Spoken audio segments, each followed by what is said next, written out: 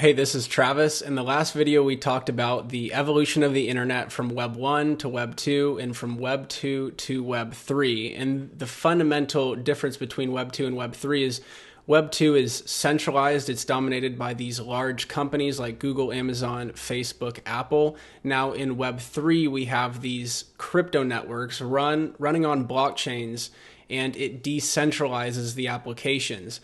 And these blockchains run on Web3 tokens. Usually most often there's going to be a native Web3 token associated with that blockchain.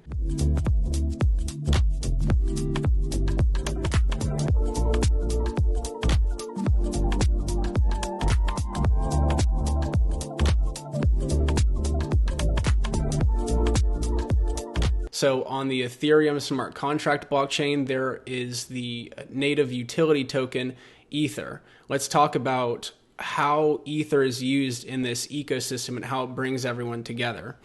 Okay, so you have a blockchain, you have the end users who are accessing dApps on this blockchain, and then you have validators who are essentially maintaining and running the blockchain. Now we know that validators are going to dedicate their time, their resources, and then some capital to participate in the maintenance of the blockchain. And why do they do this? It's because they earn block rewards paid in the native Web3 token Ether. This Ether payment incentivizes them to continue the maintenance of that network. So this is the first thing that a Web3 token does, is it incentivizes the crypto network to continue running, to incentivize those service providers to perpetuate it into the future. So this is how a native Web3 token helps run and secure its crypto network. It incentivizes independently acting, globally distributed nodes to continue to run that blockchain. If you realize that this is not needed in Web 2, right? Web 2 has these companies pay for the overhead of centralized data storage, and using Facebook and Instagram is essentially free, although in the last video we talked about some hidden costs associated with Web 2. But just understand that in Web 3, users are going to have to pay for these services, but this is the payment that's required to make these blockchains neutral and decentralized. These are the beneficial properties of Web 3 that Web 2 is missing. Awesome. So that's how native Web3 tokens help their crypto network continue functioning. Now let's talk about, let's kind of think back to the internet protocols we talked about before.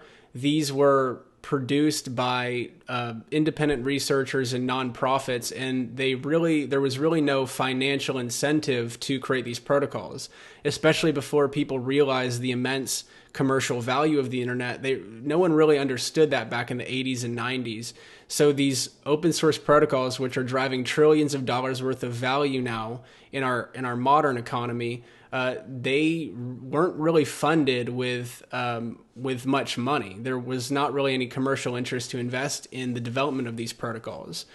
So now what Web3 tokens do is it allows protocol developers, for the first time ever, open source protocol developers can capture the value in the protocol that they create, right? So they create a protocol similar to Ethereum, like we're talking about, and let's say they hold the founding team holds 5% of the token that this crypto network is running on. Now, if the crypto network gets really popular and it is adopted by developers and end users, then the token price is going to increase, right? As developers put out decentralized applications on the crypto network, then the end users are going to have to purchase the token in order to use those decentralized applications. This is how the price of the token increases with end user and developer adoption.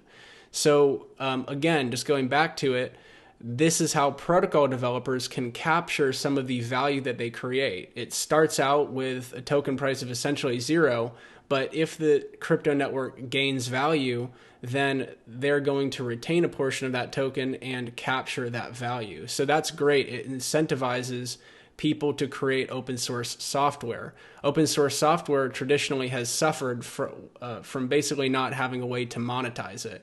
And now Web3 tokens give people an incentive to create protocols. So it could be incredible what these smart developers go and do now that they have the incentive to do so with value capture. The next thing that Web3 tokens help with is the initial adoption of the crypto network. Again, as I've talked about many times before in this series, networks are proportional in value to the amount of nodes or users that are part of that network.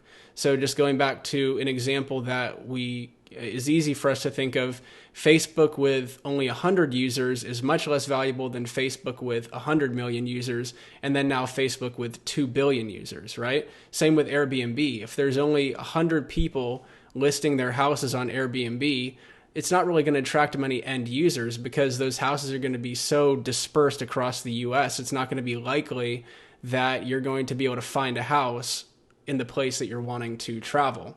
So this is why networks have network effects and why they're subject to Metcalfe's law.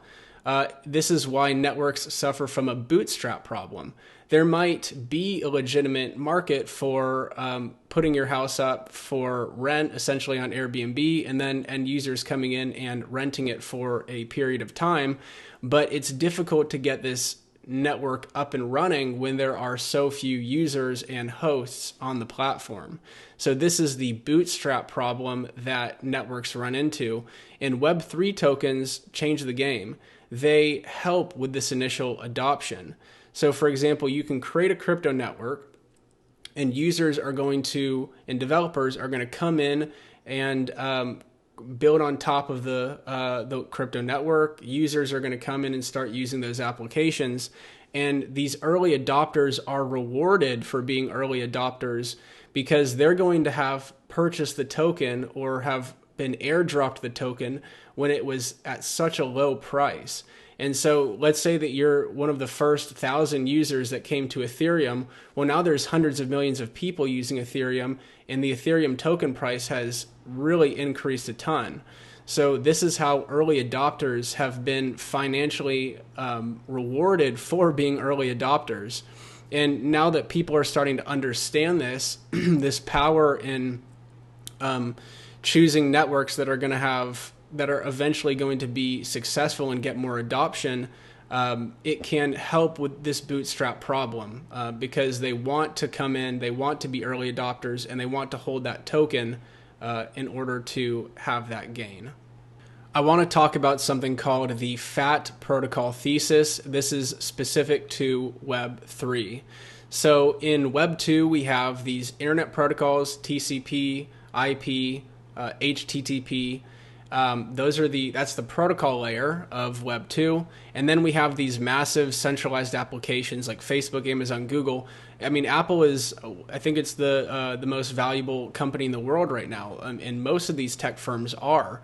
So the application layer of Web 2 captured all the value, and there was no way for the protocol layer to capture any of that value. There was no token for the protocol developers to capture. But now the script gets flipped in Web3. In Web3, these people, USV, and then somebody named Nick Grossman, who wrote this article. Not Nick Grossman, Joel Monegro. They're saying in blockchain in the Web3 world that the things are going to be flipped, and that the protocols are going to capture all the value because it's this platform that all these decentralized applications are going to launch on. This is the overall Web3 ecosystem being powered by a blockchain or crypto network. And the applications are going to capture relatively little value compared to all the value that main crypto network platform captures. And this is all because of Web3 tokens. Okay, the last dynamic or property of a Web3 token is something called governance. So let's think back to the internet protocols developed in the 90s or released in the 90s. As the internet just started to get a lot of commercial adoption and go viral, the protocols have not changed much since that time. So they're over 30 years old now. It's kind of incredible. It's been difficult for the initial researchers and organizations who put these protocols out to make updates to them. Now, this is different in the Web3 world with Web3 tokens, because now protocol developers can embed governance and protocol improvements directly into the protocol with token voting. So people who hold these Web3 tokens now have a vote. Developers or community members put out proposals for how this protocol might be improved, and then people can vote yes or no whether or not to implement that improvement proposal. This is, some people think that there are things that are unfair about this, because if somebody holds a lot of the token, then they're going to have a disproportionately larger impact on the vote and the outcome than somebody with smaller amount of tokens. So in some ways, there's not parity right here, right? But you can also think of that as being a plus, because the more token that you have, the more financial stake you have in that protocol. And so you're going to really be wanting to think about how you want to influence the protocol. If you implement a change that hurts the protocol, then you're going to lose money if the token price decreases because of that. So those are the token properties and dynamics that I've wanted to talk about. Really what these Web3 tokens do is it aligns all of the incentives. It aligns everyone financially, from protocol developers, third-party application developers, and users of those decentralized applications, and then crypto network service providers. It aligns everyone financially. Everyone wants the network to grow so that the tokens that they're holding grow in value as well. This is what is known as a community-owned and operated protocol or network. And this has been made possible by Web3 tokens.